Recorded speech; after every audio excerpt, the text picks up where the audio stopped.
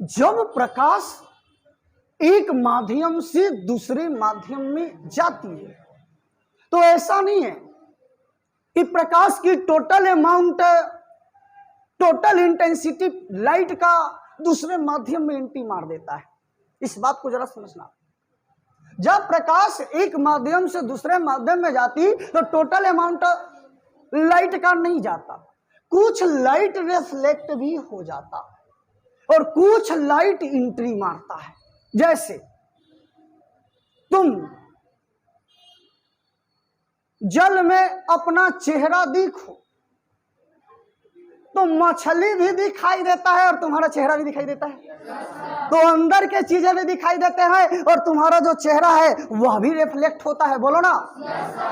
तो प्रकाश का जब अपवर्तन होता है तो वहां थोड़ा बहुत परावर्तन भी होता है। लेकिन अब उन चीजों को अभी हम छोड़ेंगे और इस बात को समझेंगे कि जब प्रकाश एक माध्यम से दूसरे माध्यम में गई, एक माध्यम से दूसरे माध्यम में गई, एक माध्यम से दूसरे माध्यम में गई तो अपना मूल पथ जो इसका था उस मूल पथ से भटक गया है। बोलो ना। जब प्रकाश एक माध्यम से दूसरे माध्यम में गई तो उसका जो मूल पथ था उस मूल पथ से भटक गया है, अर्थात विचलित हो गया है। तो जब प्रकाश एक माध्यम से दूसरे माध्यम में प्रवेश करती है, एक माध्यम से दूसरे माध्यम में प्रवेश करती है, तो वह अपने मूल पथ से विचलित हो जाती है। इस घटना को प्रकाश का अपवर्तन कहते हैं। इस घटना को ही प्रकाश का अपवर्तन याद हुए। जब प्रकाश एक माध्यम से दूसरे माध्यम में जाती है तो वह अपने मूल पथ से विचलित हो जाती है। इस घटना को प्रकाश का अपवर्तन कहते हैं। याद रहेंगे। फिर से एक बार याद करो। जब प्रकाश एक माध्यम से दूसरे माध्यम में प्रवेश करता है, एक माध्यम न बोल करके किसी माध्यम भी बोल सकते कि जब प्रकाश किसी माध्यम से दूसरे माध्यम में प्रवेश करता तो वह अपने मूल पथ से क्या होता। इस घटना को प्रकाश की अपवर्तन के कितने नियम हैं? दो नियम। कितने नियम? पहला नियम याद करेंगे हम लोग। पहला नियम क्या कहता है तो ध्यान दो। यह किरण जो यहाँ आपतित हुआ है इसको आपतित किरण कहेंगे। ठीक है। यह वाला किरण जो अपवर्तित हुआ है इसको अपवर्तित किरण कहेंगे।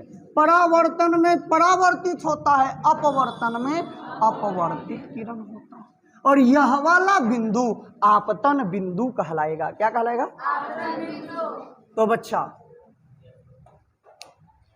आपतित किरण, अपवर्तित किरण और अभिलंब तीनों एक ही तल में होता है। क्या बोले? पहला नियम कि आपतित किरण, अपवर्तित किरण और अभिलंब तीनों एक ही तल में होता है। कोई दिक्कत? याद रहेंगे।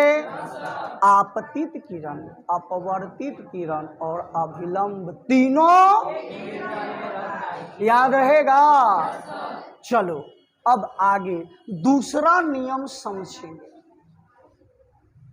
देखो, आपतित किरण और अभिलंब के बीच में कोण बना, इसको आपतन कोण कहते हैं। क्या बोलते? आपतन कोण। ए अभिलंब और अपवर्तित किरण के बीच जो कोण बना इसे अपवर्तन कोण कहेंगे। क्या बोलेंगे? अपवर्तन कोण। तो आपतन कोण आई अपवर्तन कोण। तो यहां दूसरा नियम कहता है कि आपतन कोण की जया, जया का मतलब साइन, जया का मतलब साइन, जया का मतलब साइन। आपतन कोण की जया।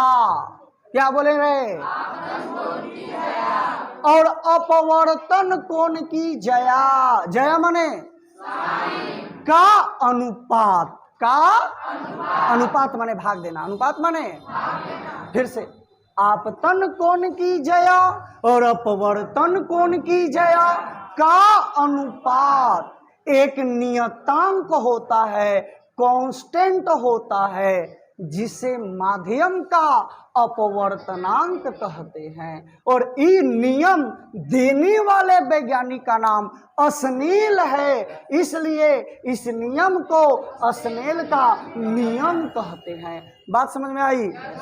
एग्जाम में पूछेगा स्नेल का नियम कहते हैं किसे कहते हैं, तो वहां पर बोलेंगे, बोलो मेरे साथ, आपतन कोण की जया और अपवर्तन कोण की जया का अनुपात एक नियतांक होता है, जिसे माध्यम का अपवर्तनांक कहते हैं। यही स्नेल का नियम है।